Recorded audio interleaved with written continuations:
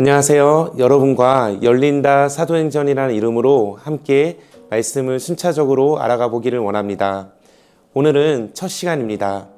사도행전 1장 12절에서 14절의 말씀으로 우리는 이 땅의 소망입니다 라는 제목으로 함께 말씀을 열기 원합니다.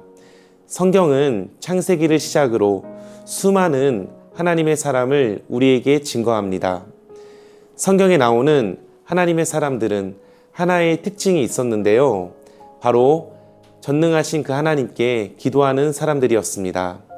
그 기도를 통해 자신의 신앙을 지키고 하나님을 향한 믿음을 지켰습니다.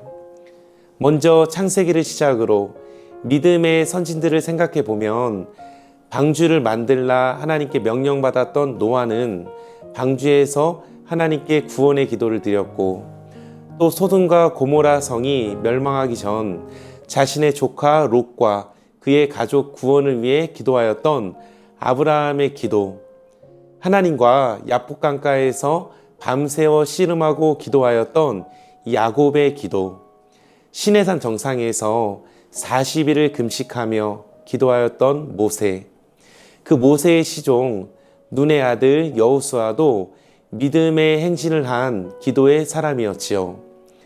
그리고 우리 예수님은 어떠셨습니까? 예수님도 기도의 사람이셨습니다. 예수님은 십자가에 달려 돌아가기 전 붙잡혀 골고다 언덕에 오르기 전까지 겟세마네 동산에서 밤새워 기도하셨습니다. 예수님을 포함한 기도의 사람들은 그 기도를 통해 하나님의 뜻을 깨닫고 성령의 일하심을 경험하였습니다. 우리는 흔히 사도행전을 성령행전이라고도 말하기도 합니다. 사도행전을 통해 하나님이 이 땅 위에 당신의 교회를 세우시고 그 세우신 교회와 믿음의 성도들을 통해 성령의 강한 역사를 생생하게 증거하며 우리에게 보여주기 때문입니다. 특별히 지금 이 시대 가운데 더욱더 성령님의 간절한 역사와 우리의 간구와 기도가 필요할 줄 믿습니다. 더 기도하는 교회와 성도는 이 땅의 소망이기 때문입니다. 오늘을 살아가는 우리는 어떻게 성령의 역사를 경험할 수 있을까요? 오늘 본문에 그 답이 있습니다. 초대교회 120명의 성도들을 통해서 우리가 알고 깨닫고 이 귀한 말씀이 정말 나에게 주시는 말씀이 되기 위해서는 우선적으로 하나님의 말씀에 순종해야 함을 본문은 말하고 있습니다. 우리 하나님이 가라시면 가는 것, 멈추라면 멈추고 절대적인 말씀의 순종을 하나님은 요구하는 것입니다.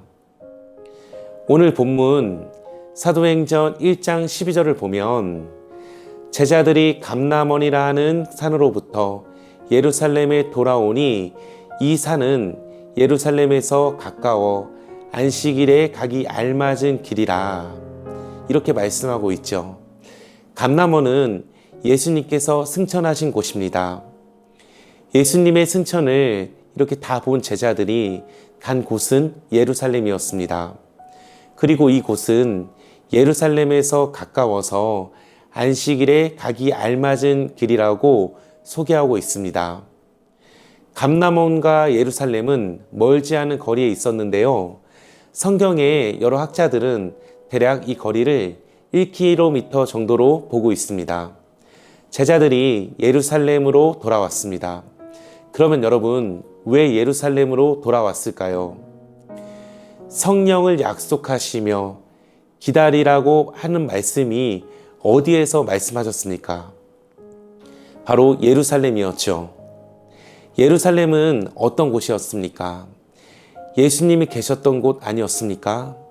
그 이유는 단 하나, 예수님께서 하신 말씀을 순종하기 위함이었습니다.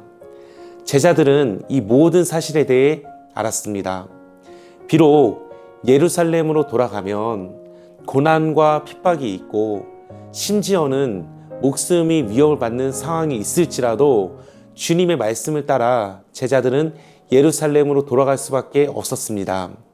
이것이 말씀이 곧 길이 되고 생명이 되고 믿음으로 순종하는 그런 모습의 길이기 때문입니다. 때로는 어리석어 보이고 답답해 보일지라도 말씀 앞에 우리가 그 권위를 믿고 순종하는 것이 너무나 소중합니다. 그래서 우리는 주시는 소망의 말씀을 따라서 하나님의 참된 그런 일꾼, 교지의 다음 세대와 가정을 세우며 상황에 얽매이지 않고 기도하며 복음을 전하는 것이죠. 다음으로 믿음의 선진들을 따라 우리가 따라야 할 신앙의 모습 두 번째는 바로 기도입니다.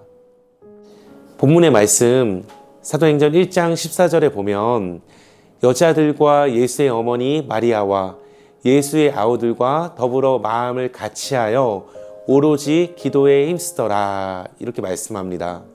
여러분, 기도가 무엇입니까? 어떤 사람들은 기도를 이렇게 말하기도 합니다.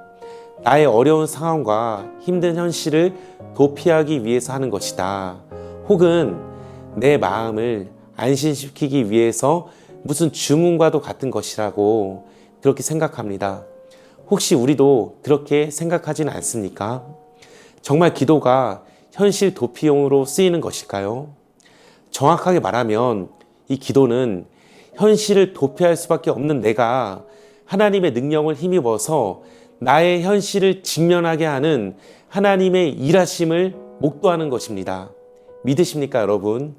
그래서 신약에 누가복음 22장 44절에 보니까 예수께서 힘쓰고 애써 더욱 간절히 기도하시니 땀이 땅에 떨어지는 핏방울같이 되더라 이렇게 말씀하고 있죠.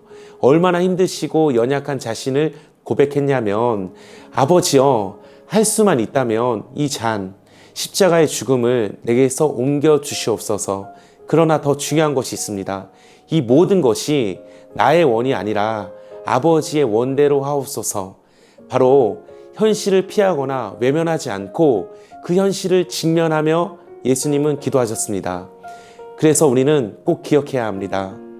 우리가 하나님 앞에 정말 순전한 마음으로 말씀에 순종하며 나에게 주신 여러 동역자들과 함께 더욱더 간절히 하나님 앞에 기도한다면 우리의 모든 기도의 제목들 하나도 땅에 떨어지지 않고 하나님의 방법대로 크게 이루실 것을 믿고 하나님께서는 성령의 도우심을 믿고 우리에게 일하실 줄 믿습니다. 우리 교회가 이 땅의 소망이며 우리 모든 주의 성도들이 이 땅의 소망이고 희망입니다. 이 어둡고 어려운 시대 가운데 그것을 밝히 비추는 소망과 빛의 역할을 감당할 줄 확신합니다.